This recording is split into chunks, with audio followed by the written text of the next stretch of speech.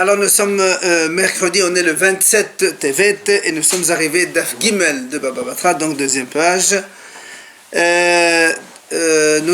étions à la 16e ligne quand on avait répondu finalement Amar Rabbi Yohanan Mishnatenu B'Shin Badel Halocha Behuderas. On a dit donc finalement que notre Mishnah on parle d'un cas où la cour que les deux associés, les deux voisins veulent se partager, il n'y a pas din halocha, ça veut dire il n'y a pas 4 amot pour chacun, et que normalement, donc on ne peut pas obliger l'un l'autre à partager, mais là-dessous, ils ont voulu, alors ils font ce qu'ils ont voulu. Maïka Mashmanan, donc on a dit qu'est-ce qu'il nous apprend? C'est-à-dire que quand il n'y a pas donc une superficie assez grande pour partager, et c'est là où, quand ils ont voulu partager, donc ils partagent. Alors, on a dit, Tanina, ça on a déjà enseigné. Et quand est-ce qu'on n'a pas le droit de partager une superficie moindre que 4 amot pour chacun? Eh bien, quand tous les deux ils ne veulent pas, personne ne peut obliger l'autre à partager quand il y a moins de 4 amot pour chacun. Aval, mais si tous les deux ils veulent, ils se mettent d'accord, même moins que cela, on partage. Donc la Gemara a dit, ça on a déjà vu. Donc c'est dans une Mishnah, c'est marqué. Alors qu'est-ce qu'il va nous apprendre ici, dans cette Mishnah ici? Alors la Gemara a dit, si on se réfère à la Mishnah de là-bas, comme il y a marqué justement le texte qu'on vient de dire maintenant, même si face on m'a dit que si on en resterait à la Mishnah de là-bas, comme on vient de le dire maintenant, quand ils veulent, ils peuvent se mettre d'accord pour partager même une superficie moins de 4 amot pour chacun. Là-bas, il n'y a pas marqué quelle clôture ils mettent. Alors moi je vais dire, il peut lui dire d'accord, je me suis mis d'accord pour partager, mais on met juste Messifas, une rangée de roseaux, des trucs fins, des choses simples, mais il ne peut pas l'obliger à faire un mur. Mais dans notre Mishnah ici, là il y a marqué Bonin et Takotel, donc ça veut dire qu'ils se mettent d'accord pour faire un mur, l'autre il ne peut plus revenir en arrière. Alors la Gemara dit Veletneha Velatneha. Dans ces cas-là, la Gemara dit, alors pourquoi tu dis deux Mishnayot, la nôtre et celle de là-bas, alors que la nôtre elle est plus complète, puisque nous tu dis que c'est là, chez nous on apprend que quand on se met d'accord pour un mur, alors il ne peut pas revenir en arrière à mettre autre chose. Alors il vaut mieux écrire celle-là, et c'est pas la peine d'écrire l'autre, puisque dans notre Mishnah on apprend déjà l'idée. Alors il explique, la répond, donc dis-moi celle-là, enseigne-moi notre Mishnah et pas l'autre. Elle répond non. Là-bas, on a besoin de te l'enseigner parce que là-bas, il y a un élément supplémentaire. Sefa et Stedechale. Là-bas, on a besoin de t'enseigner une Sefa, la deuxième partie de la Mishnah. Qu'est-ce qui a marqué là-bas? Il dit, s'il s'agit d'un livre de Torah, même s'ils veulent se mettre d'accord pour partager, eh bien là, ils ne peuvent pas. C'est-à-dire, on ne peut pas couper un livre en deux, chacun y prend une moitié, ça n'existe pas. C'est pour ça que la Mishnah là-bas, elle a répété une seconde fois la notion de partage quand ce n'est pas possible. Alors maintenant, il y a une parenthèse, une grande parenthèse qu'on va sauter. Et on va arriver en bas dans les 5 dernières petites lignes. Les 5 dernières petites lignes. Bemai okimta la matniti. La Gemara a dit, très bien, maintenant finalement, on a conclu que la Mishnah, elle parle, donc comme on vient de dire maintenant, que la cour, donc les deux voisins veulent se partager, c'est une cour qui ne comprend pas la superficie requise de plus de 4 amot pour chacun, donc il y a moins de 4 amot pour chacun, c'est pour ça qu'on ne peut pas obliger, mais quand ils veulent d'accord, ils se mettent d'accord, alors ça y est, ils se mettent d'accord. Alors la Gemara a dit, et alors s'ils sont mis d'accord, quel est le problème? Il ne peut pas changer d'avis, le monsieur, il n'a pas le droit de dire, voilà, maintenant hier je t'ai dit oui, d'accord, maintenant je ne veux plus. Amar Rabbi Assi, Amar Rabbi Yohanan, Shekanu Miyadan. Il vient Rabbi Assi, il dit non, parce qu'il a fait un kinyan. C'est-à-dire, il se met d'accord avec kinyan, comme quoi c'est d'accord pour mettre un mur pour séparer, même si la superficie ne le permet pas normalement. Alors la Gemara dit, Shekanu Miyadan Maïhave. On a dit alors, même s'ils ont fait un kinyan, ce sont que des paroles, puisque finalement, qu'est-ce qu'il lui a dit? Il a dit voilà, je suis d'accord pour partager cette superficie. C'est que des paroles, et on peut revenir. Il n'a pas envie, après, il peut changer d'avis. Alors, l'Agma répond c'est-à-dire, en fait, qu'est-ce qui se passe ici? Ils ont acquis Rohot, c'est de quel côté tu prends. Moi, je prends ce côté-là, toi, tu prends ce côté-là. Donc, ils ont fait une acquisition, pas seulement avec des paroles, mais avec une action. Chacun pour son côté. Oui, des fois, ils peuvent se partager en angle, un truc comme ça dépend si on dispose les maisons. Imagine, un, il est comme ça, l'autre, il est comme ça. Comment ils vont partager? Mais qu'ils fassent ou en angle ou de l'autre côté.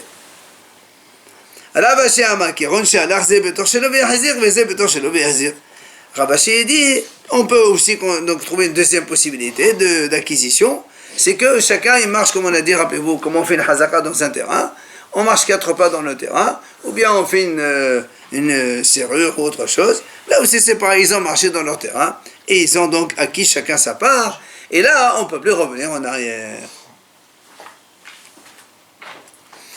Maintenant, on a dit dans la Mishnah, rappelez-vous, on a dit, donc selon les usages de la ville, si on fait la clôture avec, dans la Mishnah, c'est marqué comme ça, Gavil, Gazit, Kfisin, Levenin, là, la Gemara va nous expliquer un peu tout ça.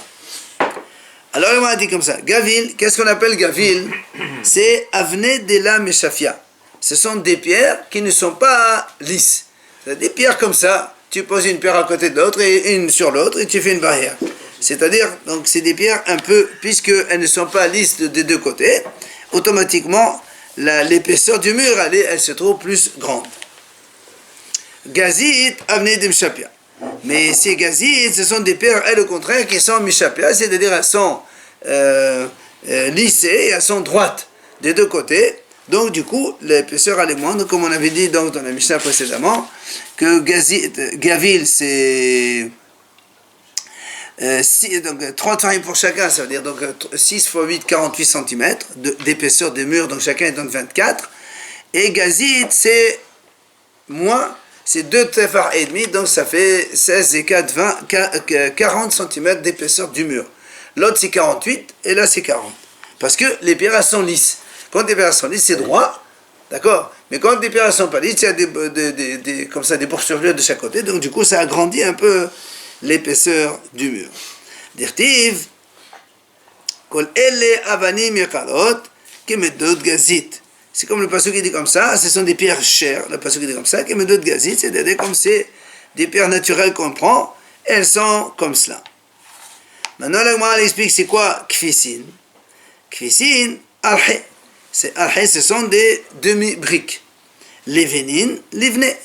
Et levenim, ce sont des briques. Là aussi, on a expliqué, dans la Mishnah là-bas, on a dit que les demi-briques, c'était... la Mishnah a dit comme ça... Non, la Mishnah n'a pas expliqué ça. Donc, c'est la Gemara va nous dire maintenant. Amal et... donc, la Gemara dit Kvisin Orhe, donc c'est des demi-briques, et les venin, c'est des briques entières. Alors, le Mahamal et Rabba balé de Rava. En fait, on peut regarder ici, Aliyah, voilà. Et Rachid nous explique que Aliyah, c'est Hassi Levena. Levena, c'est 3 tfahim. Quand on met une brique, c'est l'épaisseur, la largeur, si on veut, de la brique, c'est 3 tfahim, c'est-à-dire 3 x 8, 24 cm. Et Hassi Levena, c'est moitié-moitié. Seulement, quand tu mets une entière, ça te fait une épaisseur de mur 3. Mais si tu mets moitié-moitié, chacun donne une moitié, tu es obligé de les coller avec quelque chose pour les cimenter. Et là, ça fait un tefar de plus. C'est pour ça que ça fait plus grand quand il y a Hatsi Levena. Donc si quelqu'un donne une demi-brique, ça fait 24 cm les deux, plus un tefar, ça fait 8 cm de plus. Donc le mur, il est plus épais. Amal et Rabba, balé de Rabba, et Rabashi. Rabba, il lui dit à Rabashi, mais maï de Gavil, avenez de la Mishapianinu, vers tefar tira le Mosha de Kanata. Comment tu sais que, comme on a expliqué tout à l'heure, le gavil, ce sont des pierres qui ne sont pas poncées, qui ne sont pas lissées. Et le tefar, c'est un plus pour, donc, on a dit donc sur dans les bons bures qu'il y a sur les côtés. Dilma parlera de gazit. Peut-être que gavil, c'est la moitié de gazit.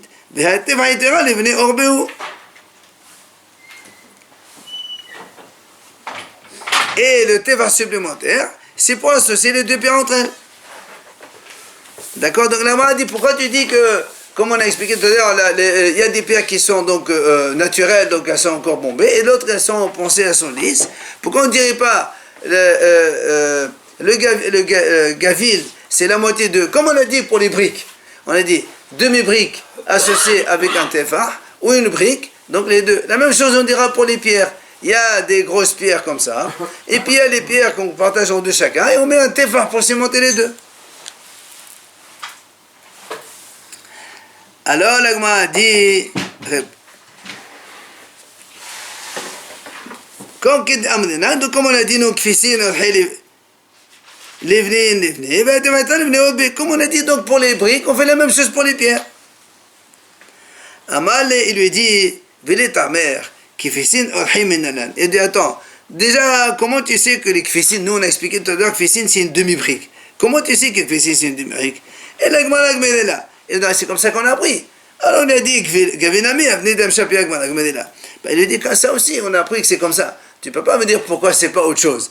On a appris c'est comme ça. Comme toi tu as appris la définition de kfissin, c'est une demi-brique. Nous aussi on a appris que la définition d'un gavil, c'est une pierre donc naturelle avec les bombures de chaque côté.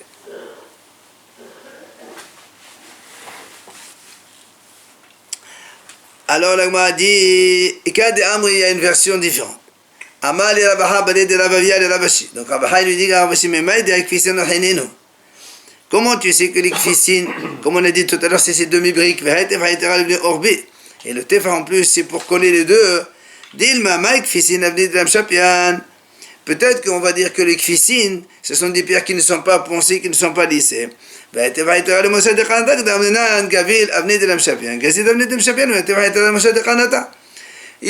fait la question dans l'autre sens.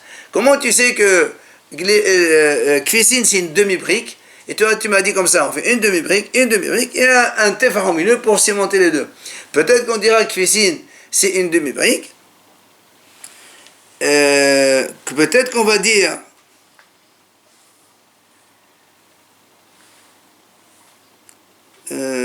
Dilma meg kfissin. Voilà, peut-être que les kfissin c'est des pierres qui sont naturelles et qui sont bombées, et c'est ça qui fait qu'elles sont plus épaisses.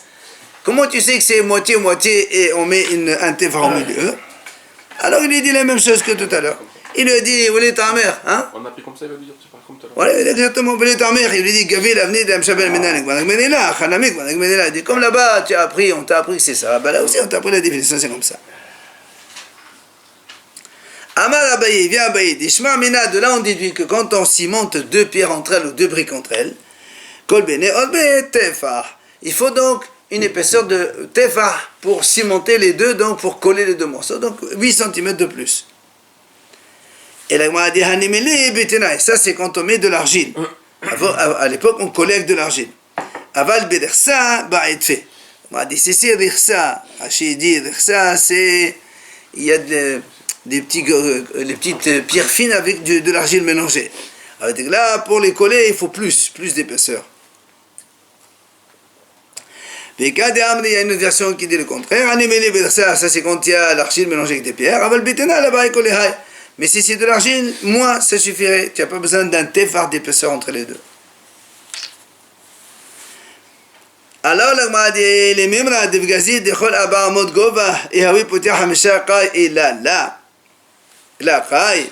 La Gemara dit maintenant, donc on a établi que la clôture de notre Mishnah, quand c'est Gazit, c'est-à-dire quand des pierres sont poncées, on a dit, rappelez-vous, que dans la Mishnah, on a vu que l'épaisseur, c'est 5 tfahim.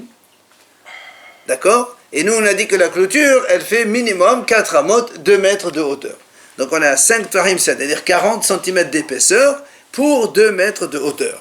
Il est dit, ça veut dire que, si tu me dis ça, ça veut dire qu'il faut vraiment une épaisseur de 40 cm, de 5 tfahim, pour tenir la hauteur de 4 amot, de 2 mètres. Alors il est dit, pourtant, nous on sait, Amat raksin de haviay gavoat latin amhata, vela va poter à la chute pocherai, vekam. Il est dit, pourtant, nous on sait que dans le Beth Amikdash, savez que dans le premier Beit HaMikdash, il y avait, entre le Kodesh et Kodesh HaKodashim, il y avait un rideau. Shlomo HaMelech l'a fait. Dans le deuxième Beit HaMikdash, c'est pas un rideau, c'est une clôture en pierre. Ouais. Alors, il dit la Gemara, cette pierre-là, non, pardon, le contraire. C'est Shlomo HaMelech qui a mis un mur en mur, et après le deuxième Beit HaMikdash, ils ont mis un rideau. Alors il dit, là-bas, le mur, il faisait 15 mètres de haut, mais pour une épaisseur seulement de 5 tfahim. Ça veut dire que nous, ici, chez nous, on a 4 tfahim, par exemple, comme ça, 4 tfahim, d'accord, 4 tfahim pour une hauteur de 2 mètres. Donc ça veut dire que si on exige 4 tfahim, c'est-à-dire pour que le mur il soit solide, il nous faut 4 tfahim d'épaisseur. Si tu mets moins, peut-être que le mur il va être chancelant. Alors il dit, pourtant nous on a vu, pour un mur de 15 mètres de haut, on mettait un tefar de plus seulement. Ça veut dire que pour un mètre, 15 mètres de haut, c'est énorme. Et là, pour 2 mètres de haut, tu exiges 4 tfahim, c'est beaucoup. Hein? 30 mètres, non? J'ai pas entendu. Mais ça tient par le mur. Pourquoi? Ça tient par le mur. L'intérieur, l'extérieur, c'est... Non? Ça tient par le mur. Oui, parce que la Gemara lui raconte, mais là, dans le Beit HaMikdash, la clôture, elle est aussi soutenue par le toit. Alors qu'il n'y a pas, ici, c'est dans le vide. Parce que la Gemara va lui dire. Elle dit non. Il prend pas de l'argent. Non, d'abord, elle lui dit, si, c'est ça la largeur. Je lui ai dit épaisseur. Non, la largeur, on s'en fout de la largeur. Ce qui compte, c'est l'épaisseur du mur par rapport à la hauteur. Et oui, c'est ça. Non, au bout d'un moment, le mur il tombe. Si au bout de chaque 4-5 mètres, on ne met pas un poteau, le mur il peut tomber. Pour l'instant, la Gemara ne parle pas de ça. La Gemara lui dit, d'abord, attendez, d'abord, la Gemara ne répond pas à cette réponse. D'abord, elle lui dit, il lui dit non, comme il y a, la Gemara ne répond pas à ça. Pour l'instant, elle dit, écoute, il y a, c'est vrai, chez nous, on a 4 fahim pour 2 mètres. Mais comme il y a tefar de plus, ça suffit, ça consolide même à 15 mètres. Il dit comme ça. Pour l'instant, il répond comme ça. Alors, il dit très bien. Si c'est ça, alors pourquoi dans le deuxième Beit HaMikdash on n'a pas fait la même chose? Si tu dis qu'avec un tefar de plus, ça tient une hauteur aussi grande. Et il dit non. Il dit non, quand il y a 30 amas, c'est-à-dire 15 mètres de haut, ça tient une tefar de plus. Mais plus que ça, ça ne tient pas. Le deuxième Beit HaMikdash, il était plus haut que le premier Beit HaMikdash. Alors il a dit, d'où tu sais? Comment tu sais que le Beit HaMikdash, le deuxième, il était plus haut que celui de Shlomo? Il dit parce que c'est marqué d'Irtiv, c'est marqué dans le Pasuk. Gadol yeye kevod habayit hazeh ha'aharon men harishon. Le Pasuk dit comme ça, il sera plus grand la splendeur du deuxième Beit HaMikdash que de celui du premier. Et là-bas on a dit, là Rav Shmuel ve'amnelad b'Hanan ben Azar, il y a une mahluk entre Rav Shmuel ou bien Rabbi Hanan ben Azar, hadamad b'binyan, hadamad b'shanim, ve'eta leha ve'eta leha. On m'a dit, il dit en fait, grand dans quoi? Dans la beauté, dans la construction, et l'autre il dit non, grand dans la durée, puisque le deuxième Beit HaMikdash il a duré plus que le premier. Le deuxième il a duré 420 et le premier il a duré 410. Et la Gemara a dit en vérité, les deux c'est vrai. C'est-à-dire dans la construction, aussi bien dans la construction que dans la durée de vie, le deuxième Beit HaMikdash il était plus grand que le premier. Celui de Shlomo n'était pas entièrement tapissé d'or. C'est un bisou, il y a le troisième. Mais c'est du mur quand même. Alors la Gemara a dit alors on m'a dit très bien, si tu dis comme ça, pourquoi là-bas dans le deuxième Beit HaMikdash, on n'a pas fait un mur haut de 15 mètres et le reste, tu fais rideau. Au lieu de faire entièrement rideau, fais 15 mètres de haut. Toi tu as dit maintenant 15 mètres ça tient avec 5 tfahim, c'est bon. Alors la Gemara elle répond, dit non. Il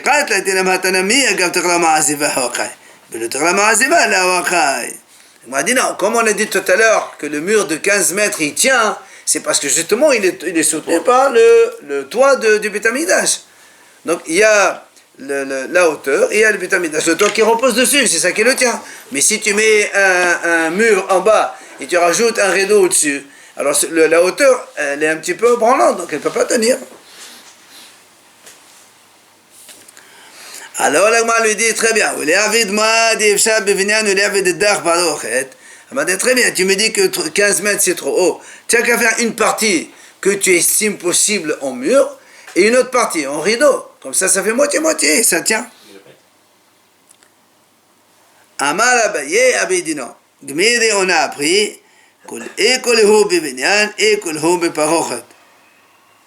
d'accord? Il dit non, on ne fait pas de mélange. C'est ou tout rideau, ou tout mur. C'est-à-dire, soit tu fais tout rideau comme le Mishkan de Moshe Rabbeinu, soit tu fais tout mur comme celui de Shlomo HaMelech. Donc, on ne peut pas mélanger. Et bien, la Gemara vient maintenant, elle pose une question. Quand on a dit, par exemple, 6 tfahim, 5 tfahim d'épaisseur, en fonction de ce qu'on met, soit des bières, des briques, etc., il est dit, est-ce que hen visidan ou delma hen belosidan? C'est-à-dire, est-ce que cette largeur de mur, elle inclut le ciment pour lisser sur les côtés, ou bien c'est hors? Parce que quand on met 2 briques entre elles, on les colle. Après, il faut un petit peu lisser le mur de chaque côté. Est-ce que tu inclus cette petite épaisseur qui sera ajoutée ou non? Rab Nachman dit, ça paraît logique que cette épaisseur inclut donc l'enduit qu'on met sur les côtés. Parce que parce que si tu me dis, c'est ça en dehors de l'enduit, alors on m'a dit, il faut me dire c'est quoi, combien on met d'épaisseur d'enduit. Et là, n'est-ce pas, donc donc elle conclut pour l'instant, donc ça inclut l'enduit. Alors on m'a dit non, là, il dit pourquoi? Je peux te dire qu'en vérité, cette épaisseur, cette dimension qu'on a donnée, cette mesure-là, c'est uniquement les briques ou les pierres. Maintenant, l'enduit qu'on rajoute à côté, à droite, à gauche, on n'a pas compté. Tu me dis pourquoi tu ne l'as pas compté? Tu sais pourquoi on ne le compte pas? Parce que combien? C'est rien, c'est 1 cm, 2 cm de chaque côté. Ça fait même pas un tefah. Quand c'est pas un tefah, donc c'est pas considéré, on ne le compte pas. Alors, elle m'a dit, comment tu dis quand c'est pas un tefah, tu comptes pas? Pourtant, quand tu as mis les briques, les briques, tu m'as dit, chacun il donne un tefah et moitié.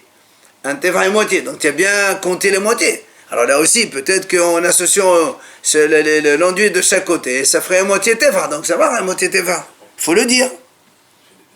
Il dit non. Hatam hazel et saroufé. Là-bas, il dit c'est pas pareil. Là-bas, pourquoi on a compté 1,5? Parce qu'on fait 1,5 plus 1,5 égale 3. Comme on arrive à l'unité, alors on t'a considéré la demi. Mais ici, tu vas arriver à 3, ou 4, ou 5, ou 6, et après tu vas rajouter et demi. Alors on ne fait pas des demi, on ne compte pas les demi. Bien, la elle pose une question. Tachema, plutôt elle essaie de répondre encore à la question, est-ce que c'est l'enduit, il est inclus dans la mesure, il n'est pas inclus dans la mesure. Tachema, la dit comme ça. On a vu dans la Mishnah de Eruvin, là-bas, vous savez, quand on fait un mavoy, on a vu ça avant, donc quand on a des maisons, il y a donc une cour commune. D'accord, ils font un Eruv Haserot. Après, quand il y a plusieurs cours comme ça à côté, ils ont après une allée commune avec laquelle ils communiquent avec leur sotarabim. Ça s'appelle mavoy. Un mavoy, c'est un espace commun. Et pour pouvoir porter de ce mavoy, il faut que les différentes cours entre elles fassent ce qu'on appelle shitufé mevuot. Alors là-bas, on fait, chacun y participe, on achète des galettes, etc. Mais ça suffit pas. Comme la petite allée, elle communique avec la rue, il faut faire un siman entre la rue et l'allée, parce que tout c'était du ciment par terre, comment tu vas reconnaître? Alors soit on faisait l'éhi, soit on fait l'éhi un petit piquet comme ça qui mesure une ama, soit on fait krora. Krora c'est une poutre, voilà, une poutre donc d'un mur à un autre. Comme ça les gens ils voient, quand ils sont en bas, ils voient la krora, ils savent que ça s'arrête là et on ne peut pas aller plus loin. Alors là-bas, la Gemara dit, cette poutre qu'on doit mettre là-bas, tu peux pas mettre une poutre qui soit un fil, c'est pas possible. Il faut quoi? C'est marqué là-bas que la poutre doit être assez large pour supporter en largeur une ariyah. Ariyah c'est c'est-à-dire moitié d'une brique, et la moitié d'une brique c'est un tefah et demi. Donc tu vois bien que là-bas, quand on prend Hasil Evna chez Shoshat Vahim, donc on donne la demi-brique, c'est égal à un tefah et demi. Et quand on donne l'Evena, ici l'Evena, c'est 3 tefahim. Donc on n'a pas donné l'Evena à la brique avec les enduits à droite à gauche. On a donné que l'Evena toute seule. Alors, donc tu vois bien qu'ici, on considère la largeur qu'on a dit ici, l'Evena 3 tefahim, c'est hors enduit. Alors, l'Agma nous répond, il dit non, ça c'est pas une preuve. Tu sais pourquoi? Il dit parce qu'en vérité, il y a des grosses briques et des petites briques. Donc c'est pas les mêmes. Donc tu peux pas me dire que là-bas c'est la brique sans l'enduit. Peut-être que là-bas c'est des briques avec l'enduit. La preuve, il dit la preuve, c'est que là-bas on n'a pas dit tu prends une brique commune. Il y a marqué une brique de 3 tefahim. Ça veut dire qu'il y a des briques de moins. Donc, tu vois bien que c'est pas une preuve comme quoi on a compté ou pas l'enduit. Tu peux pas savoir quelle est la grosseur, la largeur de la brique là-bas. Là, on parle de l'épaisseur. Largeur comme ça. Du mur. Oui. Et là aussi, on parle de la largeur de la brique. Combien elle est large? Il n'est pas en train de construire comme aujourd'hui, on construit un mur, on construit dans ce sens, quoi. On construit pas dans ce sens. Non, on ne parle pas de la largeur. On parle ici de l'épaisseur. Quand on fait, il y a une cour. On veut mettre un mur entre les deux. On veut savoir quelle est l'épaisseur du mur. Alors on a dit dans la Mishnah 3, 4, 5, en fonction des pierres ou des briques que tu mets. Alors on va poser une question, est-ce que cette mesure, ça inclut l'enduit qu'on met de chaque côté pour laisser ou pas? Amal Hazda, comme on parle un peu de construction, Yavar Hazda, il vient nous enseigner autre chose. Il dit, la lestud enish birnishta ad bane birnishta ahditi. Si on veut construire une nouvelle synagogue, on n'a pas le droit de détruire la première avant de construire la seconde. Il faut d'abord construire, après on détruit l'ancienne. Pourquoi? Alors il y a une raison haram qui dit parce que si on détruit l'une, on risque après de ne pas pouvoir faire la deuxième et on reste en synagogue. Et la deuxième dit parce que Mishum Salouye, tout simplement parce que si tu détruis l'une, tu n'as plus un endroit pour prier. On a le droit de détruire une synagogue. Et si on veut construire un autre, comment on a fait nous? Ah oui, pour agrandir. Comment on a tout cassé. Ouais, c'est pareil, on a le même. Voilà ce qu'on est en train de dire. C'est ce qu'on est en train de dire. On m'a dit, c'est quoi la différence entre les deux raisons? C'est simple, il dit, s'il y a une autre synagogue, selon le premier qui a dit, tu sais pourquoi on a le droit de détruire avant de construire? Parce que tu n'as pas d'endroit où prier. Alors si tu as un endroit pour prier, pas de problème, tu peux détruire, après tu construis. Mais selon celui qui a dit non, tu risques après de ne pas la construire. Même si tu as une autre synagogue pour prier, tu n'as pas le droit de détruire avant de construire. D'abord tu commences par la construire et ensuite tu détruis la première. Mais les mots de Mozotra, le mal raconte, mais les mots de Mozotra, Satre Ovanu, Bekaita, Besetwa, Ovanu, Besetwa, Bekaita. Alors, ils avaient là-bas deux types de synagogues. Il y avait des synagogues pour l'été et des synagogues pour l'hiver. Apparemment, pour l'été, ils faisaient un truc aéré. Et pour l'hiver, c'était couvert. Alors, qu'est-ce qu'ils font? En été, ils construisent la synagogue de l'hiver. Et en hiver, ils construisent la synagogue de l'été. Ça, au moins, il y a toujours un endroit pour prier. Amal et Ravina et Ravashi. Il vient Ravina, il lui pose la question à Ravashi. Il dit, Gabous aussi au Marté. Maï. Il dit, imaginons, on a fait la collecte d'argent pour construire. Et on a tout l'argent ici. Est-ce qu'on peut maintenant détruire la première synagogue comme ça on construit? Tu as l'argent. Mais tu n'as pas pour prier, il n'y a pas l'endroit. Et imagine celui qui a dit la raison c'est pas pour payer, c'est M. Pshirota. Peut-être qu'après tu risques de ne pas le faire. Ouais, j'ai l'argent. Il dit non, malgré tout c'est non. Pourquoi? Il dit non parce qu'imagine qu'ils ont l'argent, il y a une mitzvah de Pidyon Shvouim qui arrive, il y a des juifs qui sont prisonniers, il faut les libérer, et la mitzvah de Pidyon Shvouim elle prime sur tout. Donc ils vont tout laisser, ils ne vont pas construire la synagogue. Donc même si tu as l'argent, tu ne peux pas détruire avant de construire. D'abord, tu commences la construction de la nouvelle, ensuite tu détruis l'ancienne. Donc c'est construire et finir. Ouais, avoir la peinture et la truc, on s'en fout de ça. Dans la mesure où tu as 4 murs et un toit pour pouvoir rentrer dedans. Alors la Gemara continue, elle dit Si on a de l'argent pour construire une synagogue, Bidyon Shvouyim passe avant. Absolument. Dans la mesure où il y a une ancienne synagogue déjà. Il y a une, ça, c'est pas... Continue à dire, Shrigi Levne Vehade Hode Omartek Sholim. Il est dit maintenant, c'est pas on a l'argent. On a acheté tout le matériel. On a les briques, le ciment, le sable, la côte, tout est acheté. Il n'y a plus qu'à mettre les choses en chantier. Est-ce qu'on peut déjà casser l'ancienne synagogue? Il dit non. Et la main d'œuvre. Amal et Zemne dit madame le Bidyon Shvouyim, mais Zemne avec nous. Il dit non, parce que des fois, imagine qu'il y a aussi encore une fois Bidyon Shvouyim. Et bien qu'est-ce qu'on fait? On va vendre les briques, le ciment, tout le matériel, on va le vendre pour aller libérer. Et on ne va pas construire. Donc il faut d'abord construire la nouvelle avant de détruire l'ancienne. On pourrait vendre une synagogue pour Ah, c'est ce qu'il dit là, mais après, l'Agma dit comme ça, ah, fais-le Banounami. Dans ces cas-là, même si on a construit, donc on va vendre la synagogue pour faire Bidyon Shvouyim. Amal, il a dit non. Un homme, il ne vend pas sa maison pour aller faire Bidyon Shvouyim. Donc on ne vend pas une synagogue pour faire Bidyon Shvouyim. On vend des matériaux ou de l'argent si on a, mais on ne vend pas une synagogue pour faire Bidyon Shvouyim. Alors là, on continue de dire là. Torah, non? Hein? On va se faire Torah. Oui, pour le mais c'est pas un problème. On parle de la synagogue. Là. C'est pour acheter un second. Hein? Pour acheter un autre. Non, pour Non, pour libérer un prisonnier. Aval, Hazibat, là, dit là, Amran, quand est-ce qu'on a dit on n'a pas le droit de détruire une synagogue pour construire, avant de construire la nouvelle? Elle l'a dit la Hazibat et Ouha. Aval Hazibat et Ouha, ça t'est donné. Il dit, mais ça c'est dans la mesure où il n'y a pas, par exemple, il n'y a pas des fentes ou de risque d'éboulement, voilà, comme ça. Mais s'il y a le moindre problème, c'est sûr qu'il faut vite détruire la synagogue pour la construire, parce que c'est un risque, danger de mort là-bas. C'est sûr qu'on va détruire. Kihad et Rabashi, il raconte comment Rabashi, il a vu, il y avait un problème de fente donc, dans la synagogue de la ville de Mehassia.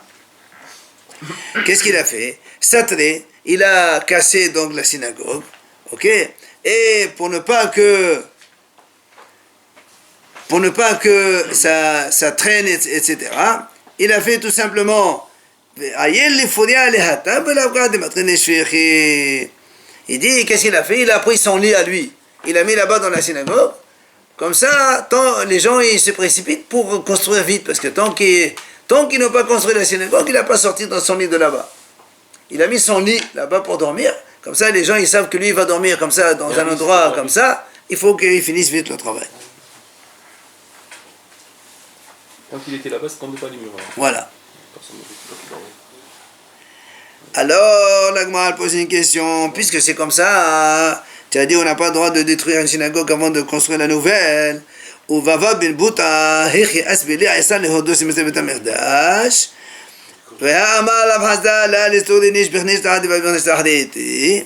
L'Agma a dit, alors comment ça se fait? On a vu que on va voir dans l'Agma juste après l'histoire de Baba bin Bouta avec Hordos. Hordos, c'est le roi Hérode, en français on dit. Lui, Baba bin Bouta, il a conseillé à Hordos de détruire le Beth Amikdash et ensuite le reconstruire. On vient de dire maintenant qu'on n'a pas le droit de détruire pour construire. Il faut d'abord construire avant de détruire. Et lui, Baba bin Bouta, il lui a donné le conseil de détruire d'abord. Alors on m'a dit deux réponses. Eba était Mateuha Hazabe, Eba était Mamalhodashan de la Hadabe. On m'a dit, il y a soit on peut dire que lui, il a vu peut-être que dans le Beth Amikdash, il y avait déjà un problème de fissure et un truc, ça risquait de tomber. Ou bien, il y a une deuxième réponse, on peut dire que quand il s'agit d'un roi, on ne peut pas revenir en arrière. C'est pas comme les gens, quand ils ont de l'argent, après ils peuvent changer la destinée. Un roi, il a donc la puissance, et quand il promet de faire quelque chose, donc normalement il promet, il ne revient pas en arrière. S'il n'y a pas de fissure, pourquoi il aurait dit de détruire et de reconstruire? Justement, c'est ou l'un ou l'autre. Soit il dit qu'il y avait la fissure. S'il n'y a pas de fissure, pourquoi il lui dit ça alors? Est-ce qu'il voulait faire un truc? On va voir l'histoire maintenant. On va nous raconter l'histoire maintenant. On va nous raconter l'histoire. Mais là, de Amal Shmuel, comme il a dit Shmuel d'ailleurs, et Amal Malchuta Akana Tore, Akana Tore Velahadabe. Si le roi il dit, il va détruire des montagnes, il dit, il va détruire la montagne, il ne revient pas sur un roi, il promet, il ne peut pas changer d'avis. C'est pas comme aujourd'hui, les gens disent n'importe quoi. À l'époque, c'était des gens de parole. Alors, justement, là, moi, dit Hordos, ce fameux Hordos, donc, c'est quoi son histoire? Il dit, Avda devet Hashmonaï Hava. Il était un Eved de Hashmonaïm. Hashmonaïm de Hanouka. Qu'est-ce qui s'est passé? Un jour, il a vu une jeune fille et il a désiré. Il voulait l'épouser. Mais comme les Hashmonaïm c'était des Kohanim, et lui c'était un Eved, il ne peut jamais épouser une fille d'Israël. Qu'est-ce qu'il a fait?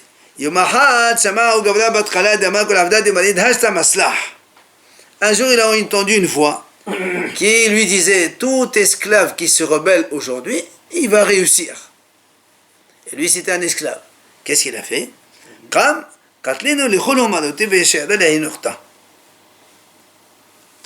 Et il a tué tous les... Lui, il était un esclave de Hashmonaïm, il a tué tout le monde. Tous les maîtres et seigneurs, tous les Hashmonaïm, il a tué tout le monde. Il a laissé juste cette jeune fille parce qu'il voulait se marier avec elle. Quand cette petite fille, elle a vu qu'il a fait tout ça pour qu'il l'épouse, ce fameux Hordos, elle est montée sur le toit et elle a levé la voix, elle a dit la chose suivante: Amra,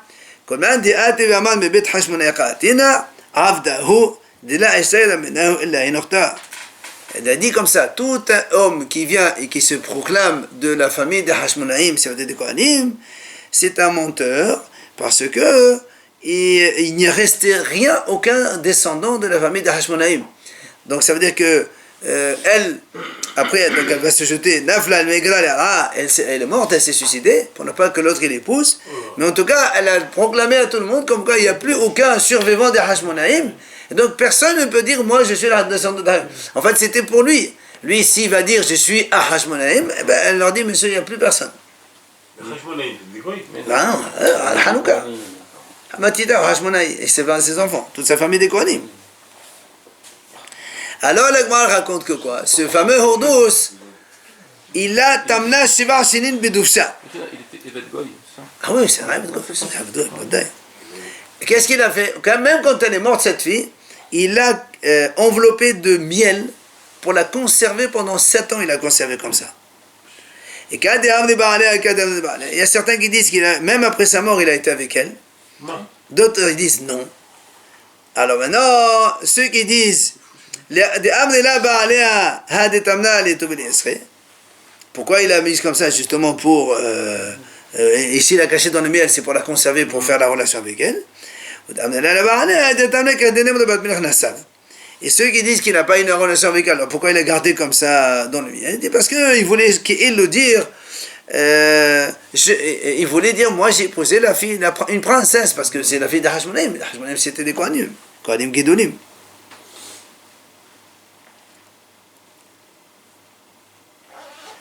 Alors la Gemara raconte ce fameux Hordos. Amar, il a dit: Man dadish mekal v'achaka tasim alecha melech Rabbanan kam chatil l'chol Rabbanan. Il a dit: qui c'est qui a expliqué dans la Torah, qui a marqué, la Torah dit comme ça: quand on veut nommer un roi, il faut le nommer mekal v'achecha, il faut qu'il soit un vrai Israël. Donc du coup, lui, Eved, lui, il est nul, il n'est pas valable pour être un roi. Qui c'est qui a expliqué ça? C'est les Hachamim d'Israël. Qu'est-ce qu'il a fait? Il a été tué, tous les Hachamim, les sages d'Israël.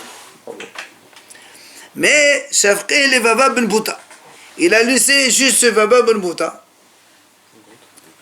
Les Mishkal a examiné parce qu'il voulait le prendre comme conseiller. Juif, toujours les Hachamim d'Israël, ils étaient les conseillers des Goïm. Donc il a tué tout le monde sauf lui. Mais qu'est-ce qu'il lui a fait? Il a pris la peau d'un hérisson, il lui a mis un collier autour des yeux, comme ça lui pique les yeux, avec le pic là, il lui a donc aveuglé, et il ne pouvait plus voir. Donc il l'a laissé vivant, mais il l'a aveuglé. Yom Ahad, je pense qu'on laissera l'histoire pour demain, parce qu'on n'a pas le temps. Donc demain, on finira l'histoire de ce fameux Hordos, c'est avec Baba Ben Bouta.